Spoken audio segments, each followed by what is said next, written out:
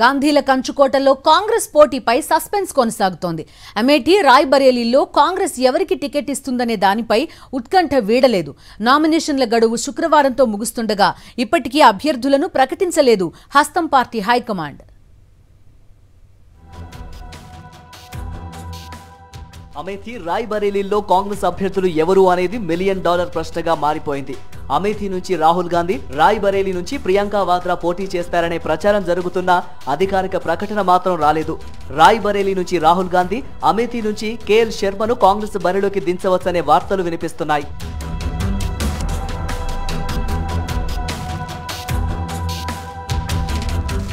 లోక్సభ ఎన్నికల ప్రచారంలో భాగంగా కర్ణాటక పర్యటనలో ఉన్న రాహుల్ గాంధీ అక్కడే కాంగ్రెస్ చీఫ్ ఖర్గేతో సమావేశమయ్యారు. అమేథీ, రాయ్బరేలీ అభ్యర్థులపై చర్చించారు. ఈ 2 స్థానాల్లో గాంధీ కుటుంబ సభ్యులెవరూ పోటీలో ఉండకూడదనే రాహుల్ భావిస్తున్నారట. ఒకవేళ అమేథీలో గెలిస్తే వయనాడ్ వదులుకోవాల్సి వస్తోంది.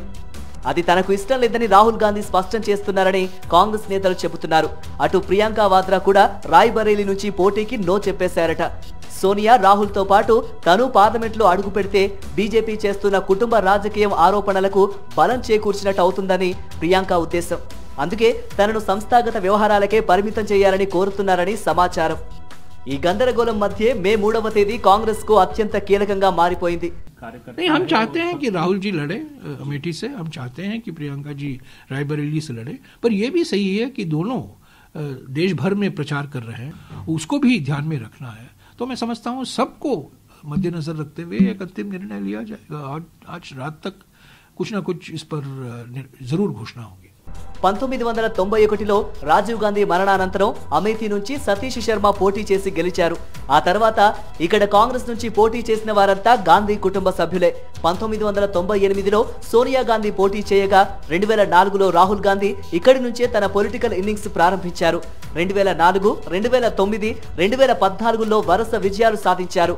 2019లో బీజేపీ నేత స్మృతి ఇరానీ 55,000 ఓట్ల తేడాతో రాహుల్ ను ఓడించారు.